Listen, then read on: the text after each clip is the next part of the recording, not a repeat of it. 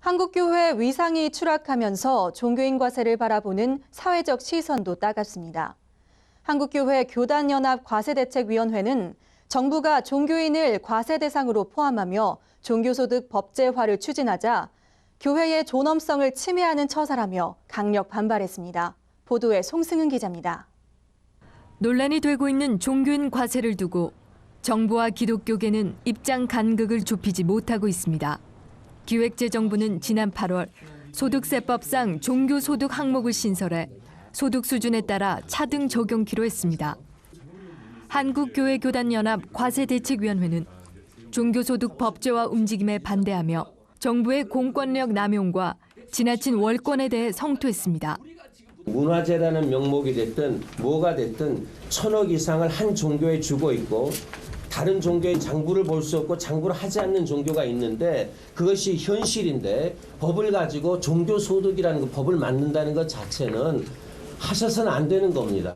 한국교회는 국가재정 고갈을 좌시할 수 없어 자진신고 납부를 결의했지만 법제화되는 것은 정교 분리를 깨는 종교 탄압이라며 중단을 촉구했습니다.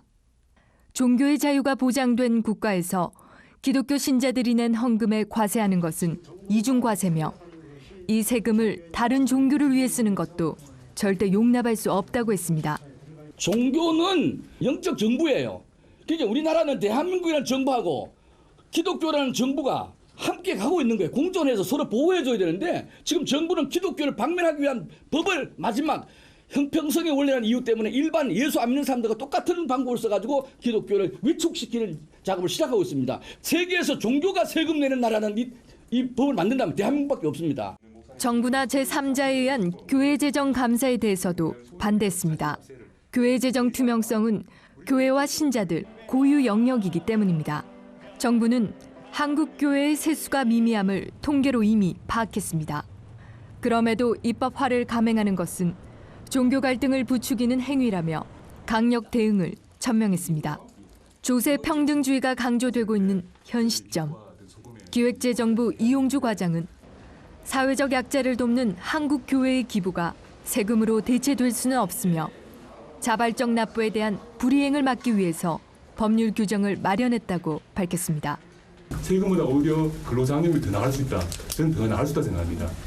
하지만 설령 우리가 정부가 손해를 보더라도 더 이상 이런 논란들이 되는 것 자체가 저는 바람직하지 않다고 생각합니다. 그래서 정말 우리가 내겠다, 자신 납세하겠다 이렇게 하면 되는데 자신 납세가 안 되는 과정에서 이것저것 이해하다 보니까 이게 불필요한 오해가 생긴단 말이죠.